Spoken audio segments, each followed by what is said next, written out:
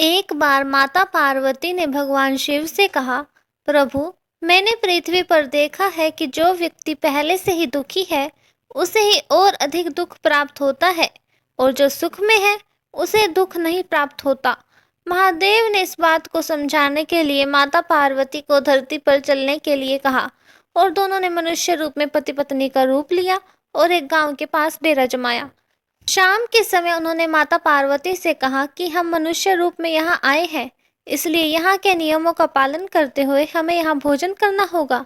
इसलिए मैं भोजन सामग्री का प्रबंध करता हूँ, तुम भोजन बनाओ। उनके जाते ही माता पार्वती रसोई में चूल्हे को बनाने के लिए बाहर से ईंटें लेने गई और गांव में कुछ जर्जर हो चुके मकानों से ईंटें लाकर चूल्हा तैयार कर दिया।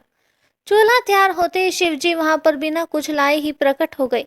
माता पार्वती ने उनसे कहा कि आप तो कुछ लेकर ही नहीं आए, भोजन कैसे बनेगा? शिवजी बोले, पार्वती, अब तुम्हें इसकी आवश्यकता नहीं पड़ेगी। महादेव ने माता पार्वती से पूछा, तुम चूल्हा बनाने के लिए इन ईंटों को कहाँ से लेकर आई? माता पार्वती ने कहा, प्रभु, इस गांव में बहुत से ऐसे घर भी हैं जिनका रख रखाव सही ढंग से नहीं है। उनकी जर्जर हो चुकी दीवारों से मैं ईंटें निकाल कर ले आई। महादेव ने फिर कहा, जो घर पहले से खराब थे तुमने उन्हें और खराब कर दिया।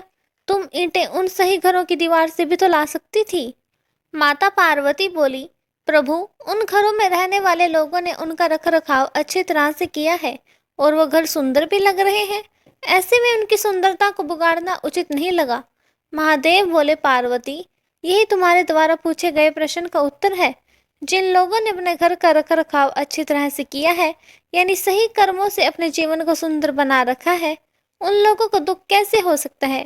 मनुष्य के जीवन में जो भी सुखी है वो अपने कर्मों के द्वारा सुखी है, और जो दुखी है वो अपने कर्मों के द्वारा दुखी है। इसलिए हर एक मनुष्य को अपने जीवन में ऐसे ही कर्म करने चाहिए जिनसे इतने सुदृढ़ और सुंदर भवन का निर्माण हो कि कोई उसकी एक ईंट भी निकालने न पाए। दोस्तों, ऐसे ही और कहानियों को सुनने के लिए हमारे channel the quest of spirit से जुड़े रहिए। धन्यवाद।